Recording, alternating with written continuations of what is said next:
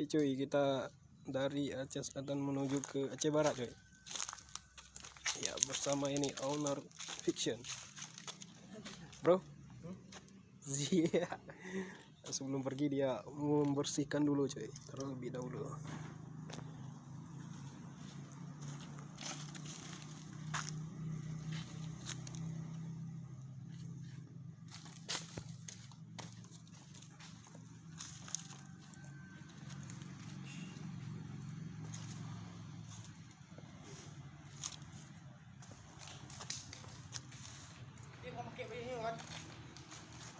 Amin amin.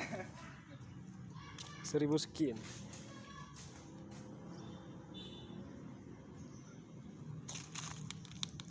Oke, ini dia kawan kita cuy.